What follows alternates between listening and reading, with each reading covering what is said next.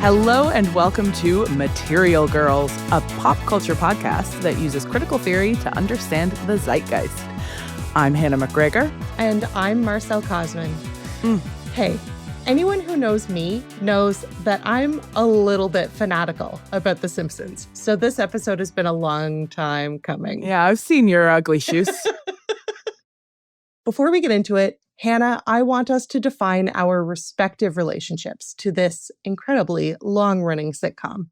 Okay, I think that my Simpsons fandom is not as enduring as yours in the sense that I don't sort of feel drawn to Simpsons paraphernalia. But I think of The Simpsons as the pop culture that taught me what humor was. It was so foundational.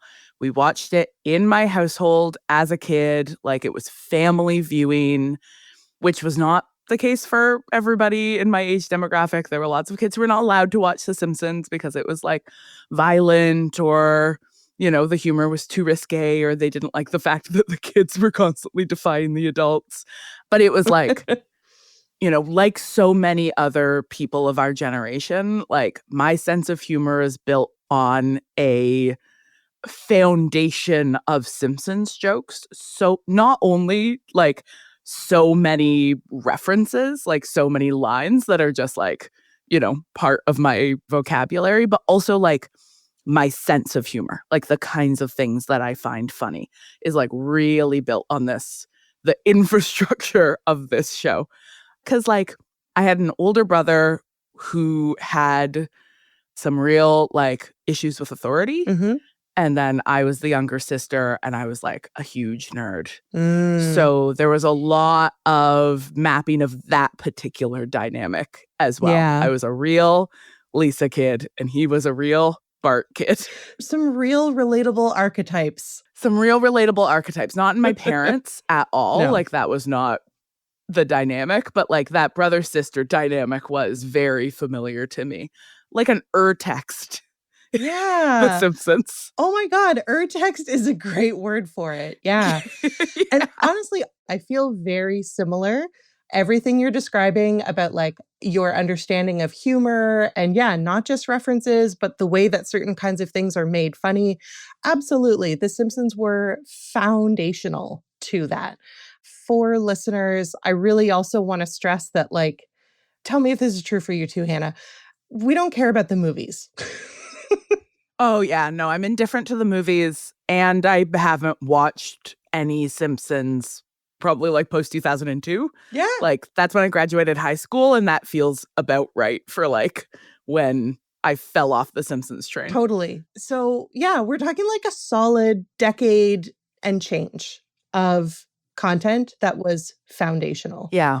Great. And it's still on TV, which is baffling to me, I've gotta say. People must be watching it, but nobody who I know who was a fan of The Simpsons when they were younger still watches it. So I'm who is this mystery demographic? I know. Of people still watching the show. I think of it as being not for me, and that's okay. It's for someone else, and that's fine. It clearly is. I'm just, it's not judgment. I'm just genuinely curious. Who's it for now? Yeah. All right. It is time for Why This, Why Now, the segment that asks the materialist question: what are or were the historical, ideological, and material conditions for our object of study to become zeitgeisty? Marcelle, yes. Explain why The Simpsons was so important. I will.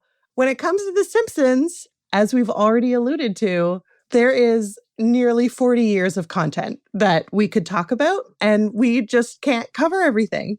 Not with that attitude, we can't. Hannah, you're so right. I know. Nailed it. But here's the problem. We have a bunch of TV-related terminology that we have to get through before we can even start talking about content. Okay.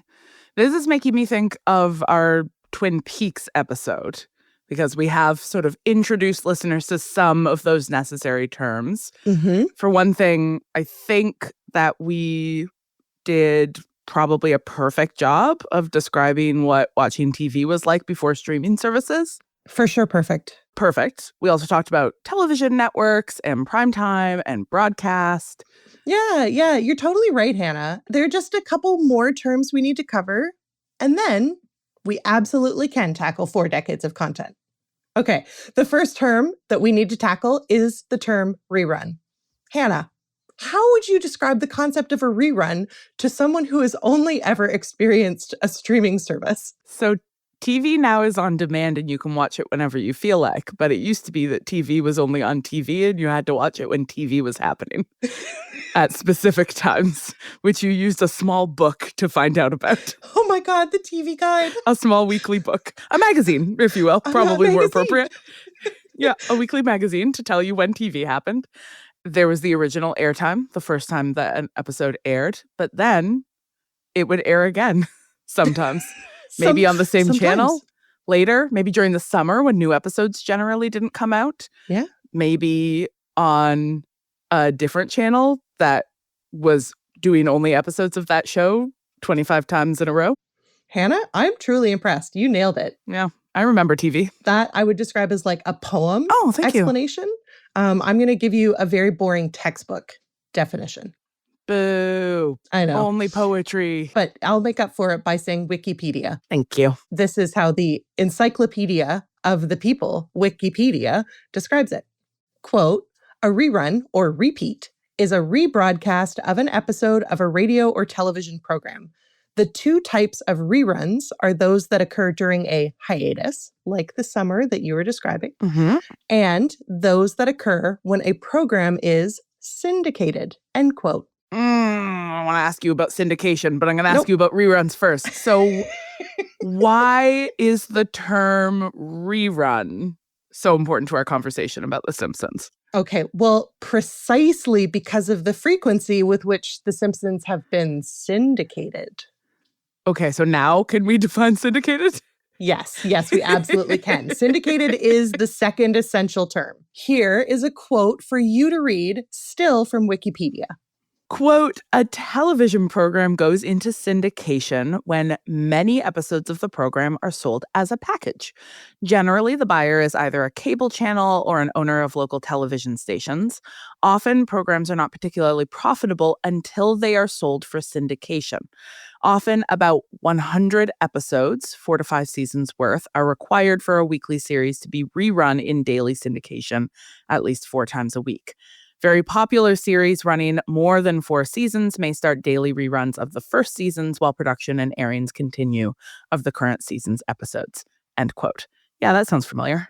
Yeah, a textbook definition. Okay, well, listen, I don't want to give away the punchline here, but I have to stress that syndication is essential to my thesis about The Simpsons dominating the zeitgeist. That makes sense. I need listeners to understand that there was a period of my life when every conversation I had was interrupted multiple times by quoting The Simpsons. And I don't mean like a summer, I mean years. The Simpsons was the defining culture text of my teens and probably also much of my 20s. So, culture text from the episode with Neil Barnholden. That's right. So go back and listen to that one. For this episode, we're focusing on the zeitgeistiness of The Simpsons during my teen years from 1997 to 2003. Marcelle, this is shockingly self-centered of you. Yeah, I'm a very bad girl. But also, listen, it's important that everybody knows that Coach told me we're not allowed to cover 4 decades of content and that I would have to choose because Coach is boss. Yeah, this was Coach's rule and not common sense. Such a party pooper, Coach.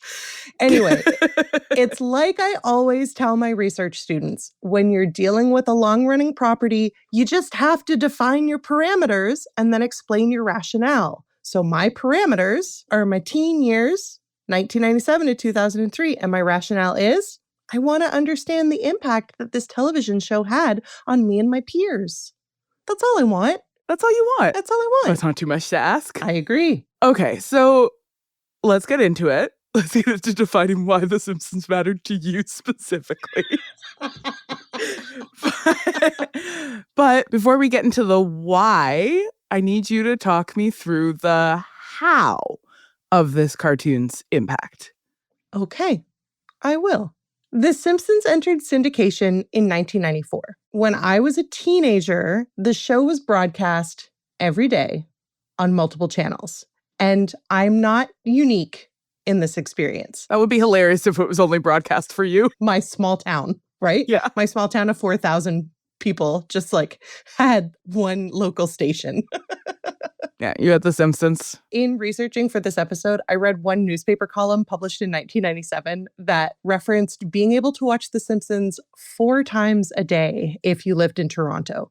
I, unfortunately, not so lucky, I was only able to watch the show 3 times a day. Outrageous. So even after I lost interest in new episodes that were airing on Fox, I continued to watch reruns of The Simpsons daily after school, usually for an hour and a half straight. So that's 5 p.m. to 6:30 across 2 different channels.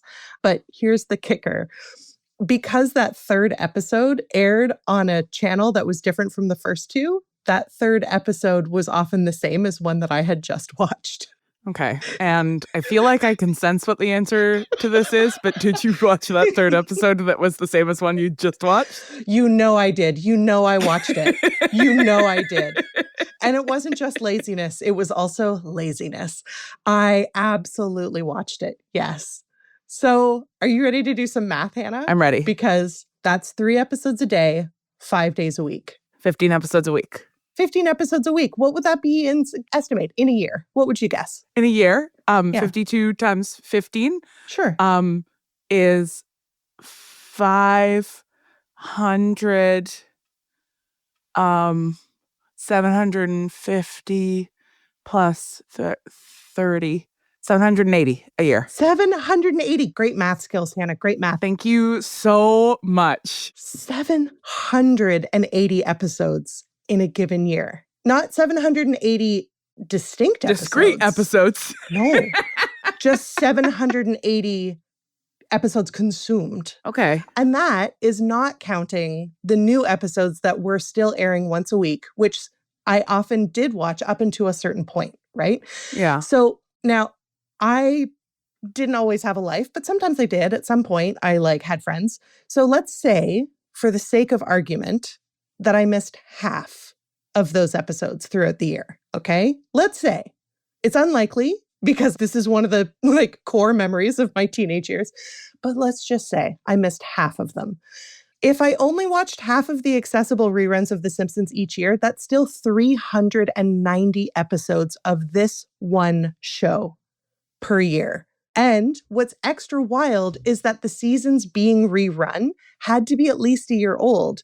The Simpsons didn't air its 300th episode until 2003. Oh, yeah. So this means that during my teen years, our teen years, even if we were only watching half of the rebroadcasts, we would have been cycling through a fixed set of 200, 250. Rewatching these episodes over and over and over again. Yeah. Over and over again. Yeah. Yes. Yeah. So even if you did, let's say, somehow watch all of these 780 episodes, because, entirely likely. A lot of millennials and Gen Xers were kind of raised by TV. Sort of plunked us in front of those things, let us go nuts. If there was only a maximum of 250 syndicated episodes, you could have rewatched the entirety of that back catalog 3 times in a year. In a year. Yeah, absolutely. Yeah. Just cycling through. And remember that often I was watching one of those episodes twice in a day. So that would suggest that I could have been rewatching some of those episodes 6 or more times in a single year, in any given year. Okay. Good thing that those first 250 episodes slap, huh? Oh, yeah. You're so right. Absolutely. My favorite seasons are 100% seasons 4 through 8. Hey, Hannah, which episode is your favorite? Okay. I will tell you on one condition, which is that you need to give me some theory to bring us back to materiality. All right. Deal.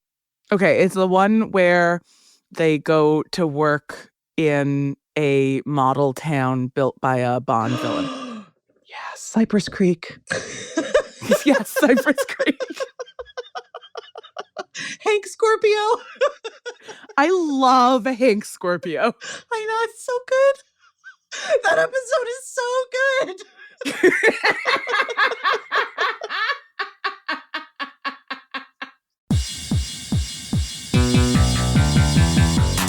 All right. If let loose, we would have talked about our favorite Simpsons content for hours, but we simply must stick to the format the people have chosen. And that means it's theory time. There are a few different directions we could go. We could talk about high and low culture, like we did in our episode about Star Wars. We could talk about the sitcom format. We could talk about postmodernism. We could even talk about how the content of The Simpsons both reflected and shaped mainstream culture. Marcelle, I am on theoretical tenterhooks here. At the end of the day, we can't cover everything because Coach says so. So, since the crux of my argument is basically saturation, I think we should consider why the content of The Simpsons was sufficiently satisfying to viewers that cable companies and local stations continuously syndicated the show in like hour-long blocks for years. And so to do that, we have to talk about satire. We are actually going to get to talk about content. Yeah, sort of. I know. Oh, I just want to talk about my favorite Simpsons episode. I know. We've got a whole segment. We can do whatever we want in that segment. Fuck yeah. So I found an early article, and by early, I mean 1994 early, by an actual scholar of The Simpsons named Matthew Henry. Matthew Henry would go on to publish numerous things about The Simpsons, but this is, I think, the earliest. This article is called The Triumph of Popular Culture, Situation Comedy, Postmodernism, and The Simpsons, and it was published in the journal Studies in Popular Culture way back in October of 1994. The triumph of popular culture. Mm-hmm. That's powerful. This article aims to answer precisely the questions that we're tackling in this episode, but without that added context of syndication. Oh, of course, because it wasn't syndicated yet. Not until 1994. Cool. Yes. Okay. 1994, that's the year the article was published. Yes. Did this article directly lead to the syndication of The Simpsons? That's a good question. Do academic articles often lead to radical shifts in popular culture, Hannah? Yes. What we do matters. Listen, what we do does matter. It absolutely does, but we have so little power.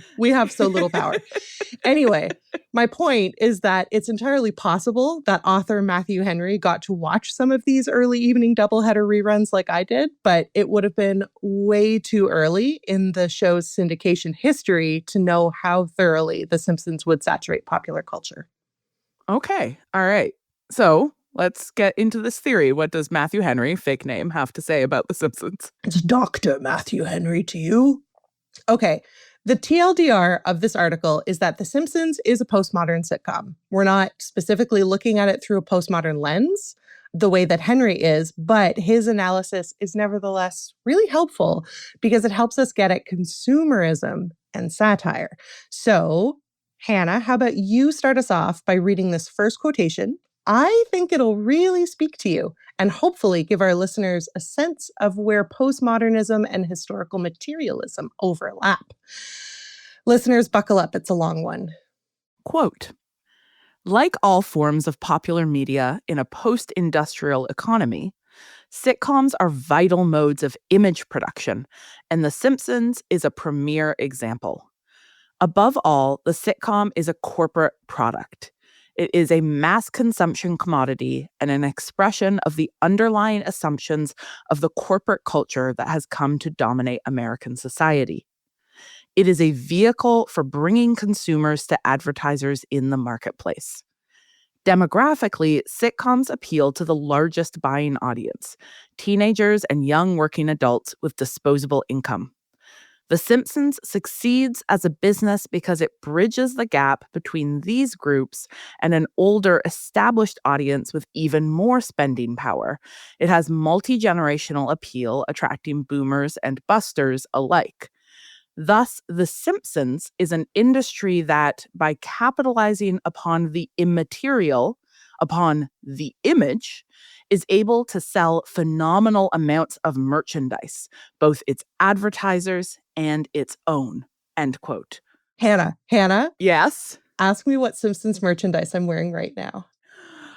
Hey, Marcelle, what Simpsons merchandise are you wearing right now? It's Crocs. It's Simpsons Crocs. It's Krusty the Clown Simpsons Crocs. But that's the only Simpsons merch you own, surely. No, I also own like a bunch of Simpsons by Levi's apparel. I've got this orange toque with Blinky, the three-eyed fish on it. I've got a fanny pack that's also known as a crossbody bag for Gen Z. I've got these incredible yellow corduroy jeans that are Simpsons yellow, but they're too small, and I just keep holding on to them, hoping that I can get them tailored to fit. I am a shill for capitalism. My God. And Henry's article helpfully reminds us that The Simpsons has always been a tool for selling products. Yeah, I also remember being with you in Universal Studios before we started boycotting Universal Studios when you bought a red Duff branded ball cap. And I believe you also have a fake license plate from Itchy and Scratchy Land that says Bort. Yeah, you know what? The listeners, they get the idea. We can just move on to this next quote. My son's name is also Bort. How is this show so good and so good at selling people things at the same time? We might get there. I'm mad. Let's try. Let's read more. Read this next quote, Hannah. Okay. Quote, "The initial success of The Simpsons was due to the willful manipulation of the image of Bart Simpson, which capitalized upon the archetype of the adolescent rebel. Bart's instantly reproducible phrases, 'Don't have a cow, man,' 'Eat my shorts,' and 'Ay caramba,' were decontextualized, packaged, and sold to the public en masse. Bart's image and words appeared on t-shirts, bumper stickers, baseball caps, beach towels, coffee mugs, and dozens of other items. The ubiquity of Bart's image has had great influence on consumers to the delight of merchandisers, to be sure."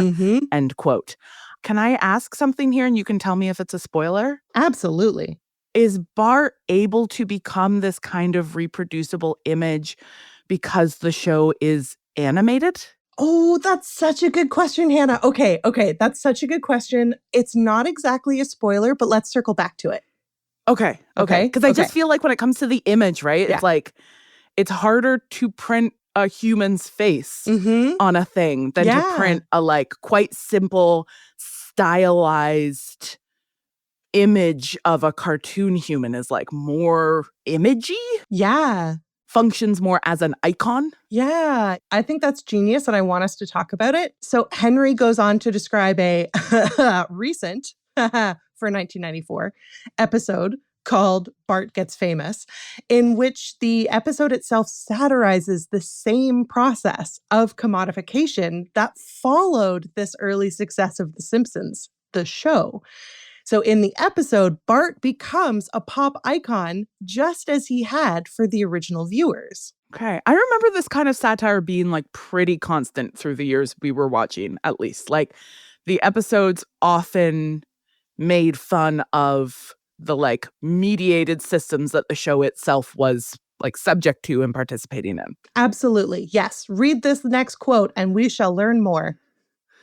Here we go. Quote, "The show's producers know that the irony in The Simpsons depends upon a certain degree of cynicism on the part of the audience regarding commercial television and its mission of providing advertisers with a market. The episode cited here," this is the Bart Becomes Famous. "The episode cited here thus ends on a tellingly self-reflexive note. Having found himself suddenly unpopular, Bart is gathered at home with his family, taking consolation. His sister Lisa says, 'Now you can go back to being you instead of a one-dimensional character with a silly catchphrase,' which, in one sense, is what he is. We then get a rundown of the major characters' own catchphrases. Oh, yeah, so like then Homer says dough and Marge goes, Maggie sucks her soother. Yeah, absolutely. Thus, we can see that The Simpsons is simultaneously complicitous in and critical of its role in the production of popular culture." End quote. Oh, this makes me think about that great one where Lisa makes a feminist doll. Lisa Lionheart. I need listeners to know I didn't rewatch any episodes of The Simpsons to prepare for this episode. It's all just in here, baby. It's all if just I get in married, here. I'm keeping my own name. Wait, that should be if I choose to get married.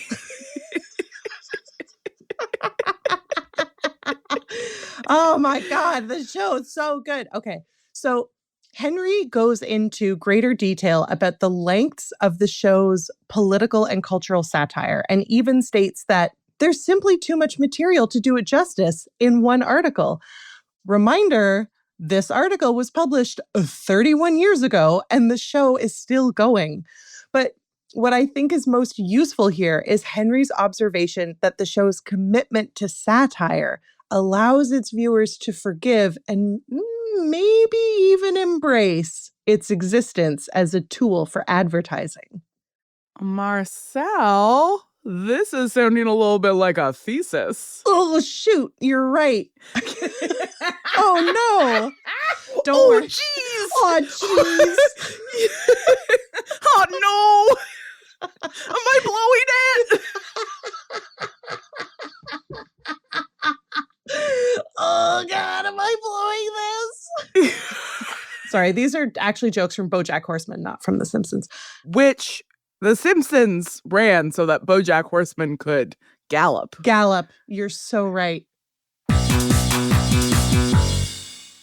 Okay, Marcelle, I'm ready for a thesis that you definitely didn't spoil in the previous segment. Okay. Well, I just did it in the last 10 seconds, so hopefully it makes sense. In the 1994 article, The Triumph of Popular Culture, Situation Comedy, Postmodernism, and The Simpsons, scholar Matthew Henry helpfully identifies satire and parody as foundational to the enduring popularity of The Simpsons. But what Henry couldn't have known at the time this article was published was how frequently and constantly episodes of The Simpsons would air following the show's syndication. Given the endurance of televised reruns of The Simpsons and the tendency of networks to air those reruns daily, and the frequency with which those daily reruns are aired in hour-long blocks, I think it's probable that The Simpsons was the most watched piece of popular culture, at least among Gen Xers and millennials in Canada and the US. Based on my own television viewing habits, I could have easily consumed 5.5 hours of The Simpsons reruns every week, and I did so willingly. I must also reiterate that during my teen years, broadcasters were cycling through the same 250 episodes at least 3 times in any given year. The predominance of The Simpsons on local and cable networks ensured that random phrases like dental plan, Lisa needs braces, or hi, I'm Troy McClure, or my cat's breath smells like cat food, or ow, my freaking ears, or you choose me, to name only a few, became downright idiomatic for Gen X and millennials, far outstripping the linguistic cultural impact of any other piece of pop culture. It doesn't really matter that The Simpsons was great. It just matters that it was always on. In this essay, I will argue... Okay, I actually want us to come back to them being yellow. Okay. Because... Oh, okay. Whoa, okay. I didn't see that coming. Right? So the cartoonishness, right? Like I'm really stuck on this point that Henry makes about the function of the image, the willful manipulation of the image, and that it is the manipulation of the image that allows that, like in the post-industrial economy, allows corporations to like produce mass commodities. And it's like, oh, then Bart becomes this really sort of breakout image that then circulates. And it's like, the more the image circulates, the more self-referential the image becomes. Like, and we can get more into like satire and self-referentiality and how that plays into like circulation and recirculation. But I really think that like it was the first animated sitcom for adults. I don't think that that's true because it's not adults only, right? It's on prime time. So it's... Yeah, but like not children. Like, wasn't it the first animated sitcom? No. The Flintstones and the Jetsons were But did those play definitely... in primetime? Yeah. I thought those were like Saturday morning TV. The way that Henry talks about them is that, like, nothing that I've read says that The Simpsons is the first animated sitcom. Okay. Or that it's the first, like, sitcom for grown-ups. Or first animated cartoon for grown-ups. Yeah, for sure. It is the most successful. So it's preceded by other animated series that are playing with the sitcom format. Yeah. Right? Like the Flintstones and the Jetsons. Yeah. Right? Are still playing with the sort of the emerging form of the sitcom and sort of saying like, oh, we can do sitcom tropes, but in more fantastical settings if we use animation. Yes, totally. But the Simpsons, like, it's surreal. Mm-hmm. Right? Like the characters, they haven't gone for, and I'm not saying the Jetsons or the Flintstones did, but like they really haven't gone for like verisimilitude here. No, yeah. You're totally people right. have like spiky heads or, I mean, they're yellow. They're like, yellow. They only have 4 fingers. They only have 4 fingers. Their heads are all different, unlikely shapes. You know, they don't all have hair that makes sense as hair, you know, and that becomes something that they play with in later episodes is like the degree to which their hair does or does not make sense as hair. Yeah. But it's like part of the image power is like literally the design. So it's like we've got these really sort of iconic, strange looking figures that are thus like immediately recognizable. Nothing else looks like them. Yeah.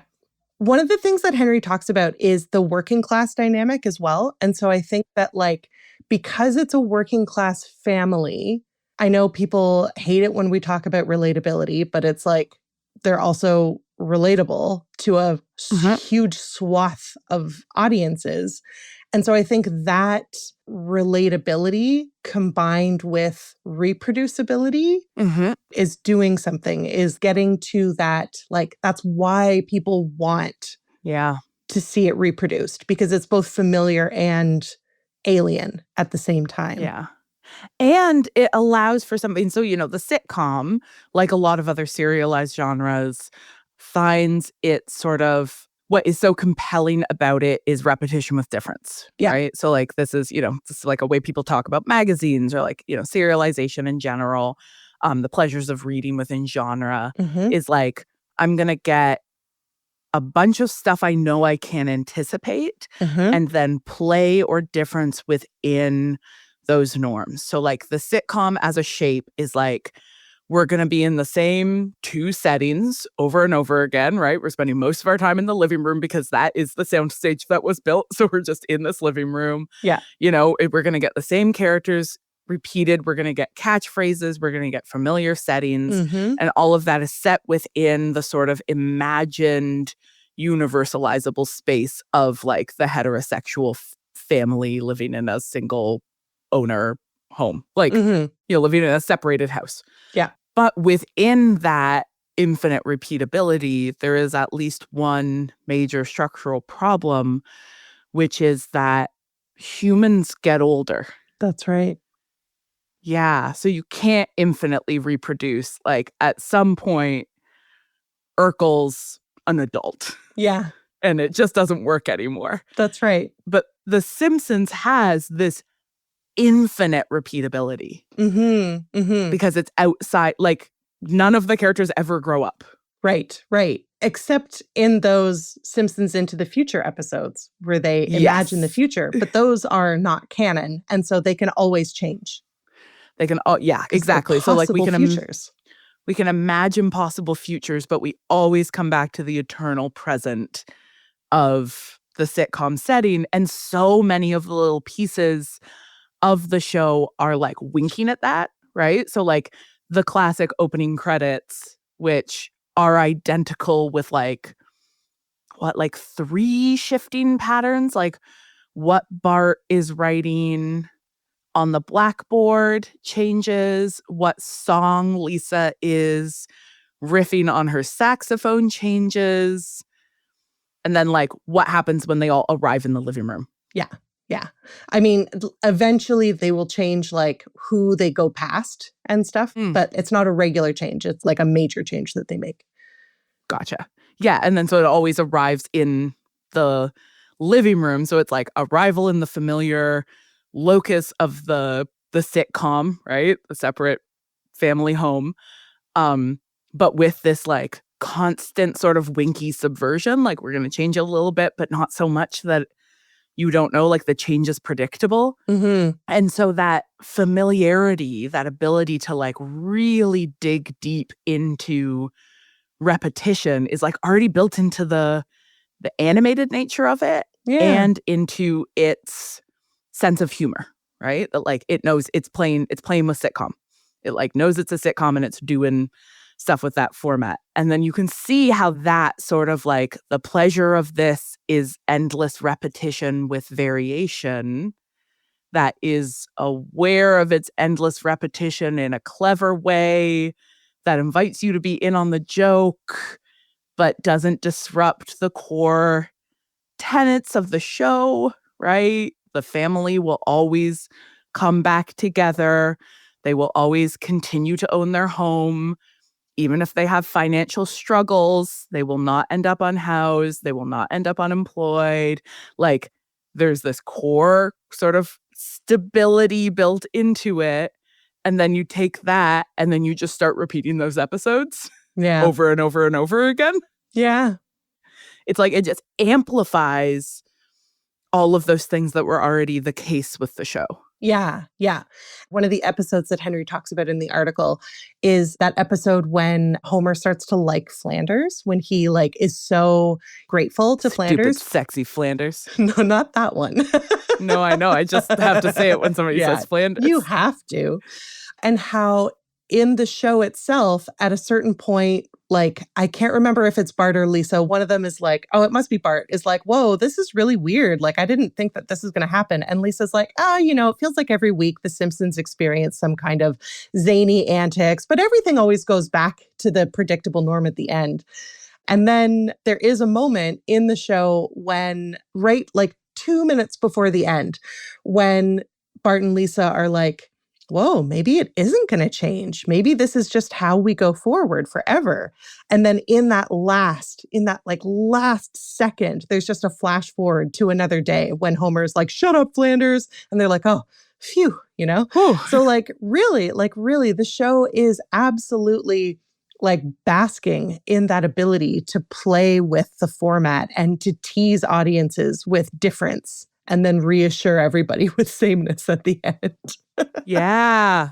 Yeah. There are major changes in the show across seasons. Like the politics of the show change. Like in the first few seasons, which are ones that I know you and I don't go back and rewatch a ton. Yeah. Like Homer physically assaults Bart a lot. Constantly. Yeah. That's like a running gag in the show. Yeah. It's like him strangling Bart. Yeah. And that really disappears after a few seasons. And it's like, you can sort of see the show testing like the edges of relatability, right? The edges of the familiar versus the unfamiliar. The like, how weird can things get before they're too weird? How do we sort of play that line of like, I mean, we know it was an edgy show because a lot of our peers weren't allowed to watch it. That's right. Right? So it's like, there is this sense of like really playing with the lines between familiarity and unfamiliarity, with that boundary between stasis and subversion. And that's like, I feel like satire is kind of the perfect genre to do that in, because you can do something really subversive and then you can always say like, well, it was just a joke. It was just a wacky joke. JK LOL. Do you remember the episode when Bill Clinton was running for president? So Bill Clinton was running against George H.W. Bush, not George W. Bush, who's probably the more familiar Bush to most listeners. And The Simpsons aired an episode where the Kang and Kodos, the aliens who are constantly like circling Earth, they take over Bush and Clinton, and then they just are walking around holding hands. And there's like, there's a scene where somebody's like, sir, people are uncertain why you're holding hands with your opponent. And like, we're not holding hands, we're exchanging secretions or something. And that same episode, they have the scene where Clinton and Bush are being puppeteered by Kang and Kodos, are at a rally. And one of them says, oh, it must be Clinton, says, abortions for everyone. And everybody boos. And then they say, okay, no abortions for anyone. And then everybody boos. And then they say, okay, abortions for some, tiny American flags for everybody else. And then everybody cheers.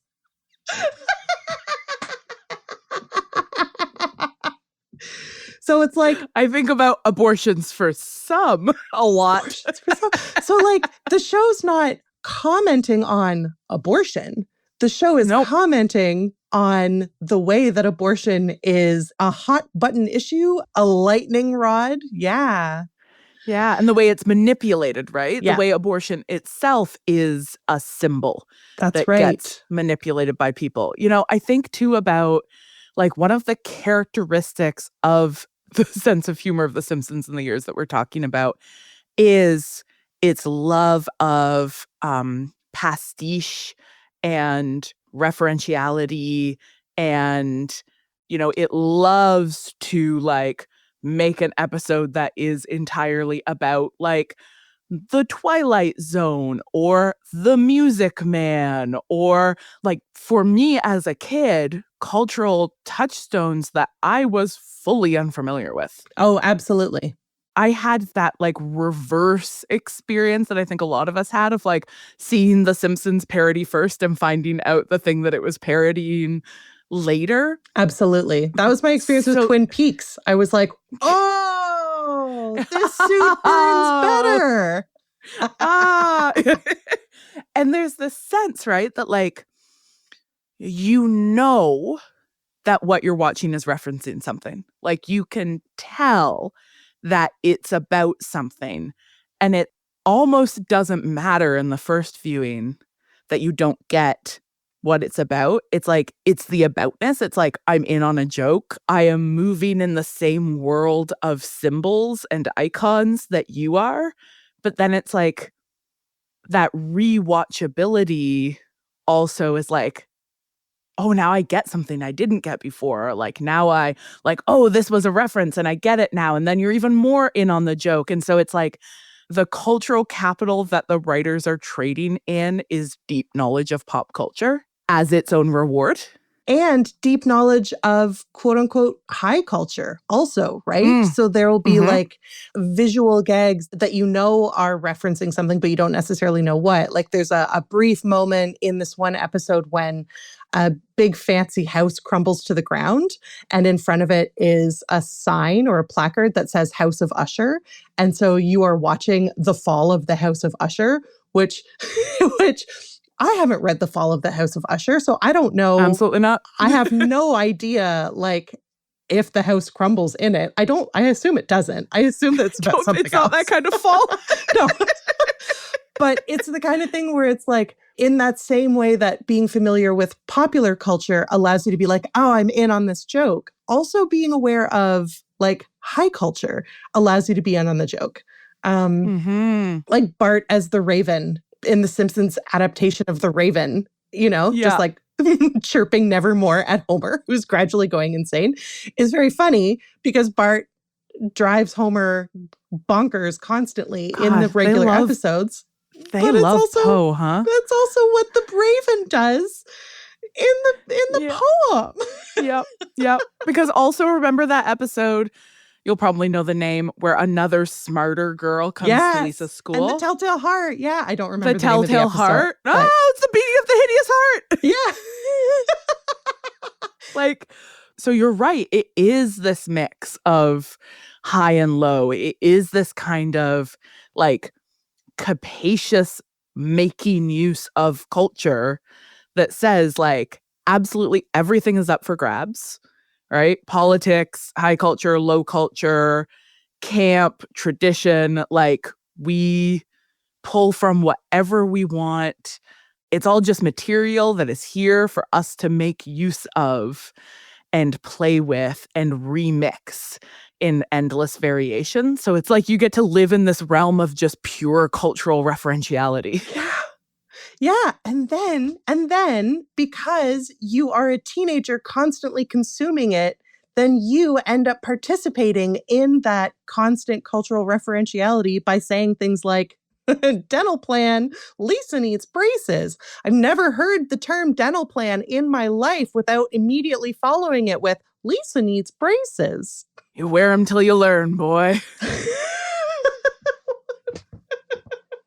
I don't know what that's a reference to. Oh my God. It's Ralph having to wear rubber pajama pants or rubber sheets. You use them till you learn, boy. You use them till you learn. Okay. Yeah. I mean, this is, again, right? It's the whole point is like you want people to have recognizable catchphrases because then people repeat the catchphrases, and that is the circulation of the image that then draws people back into the show and allows the show to do the thing that the show needs to do, which is sell itself and sell the other stuff that it's selling. Yeah. And it's so unabashed in its engagement with commercial culture.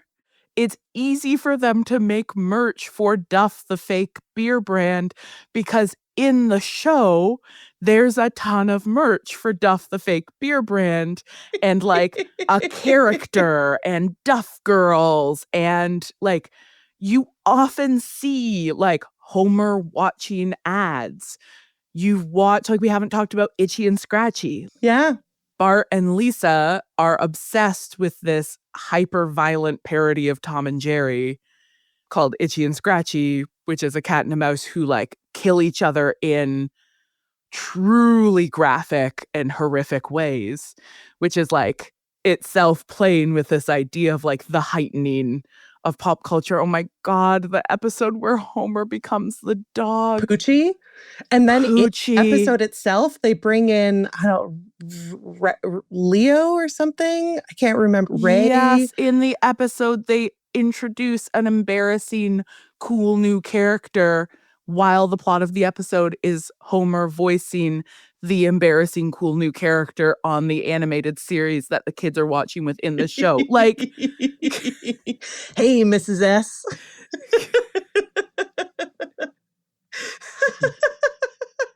You know? Yeah.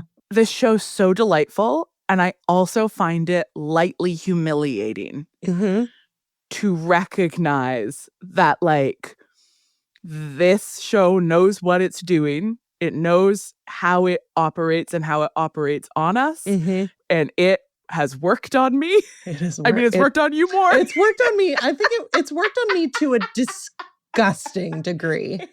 Disgusting.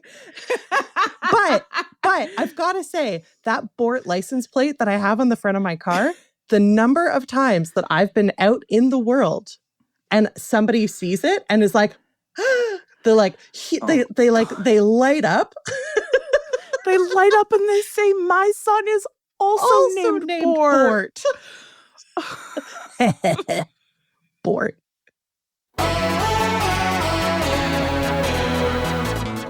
Material Girls is a Witch Please production and is distributed by Acast. While we don't yet have 40 years of material to syndicate, our website, ohwitchplease.ca, is well stocked with past episodes, transcripts, reading lists, and merch. Come on, help us sell out too. You'll also find plenty of reruns to enjoy from our two other shows, Gender Playground, a podcast about gender-affirming care for kids, and Making Worlds, a video podcast about sci-fi, fantasy, and the radical power of imagining otherwise.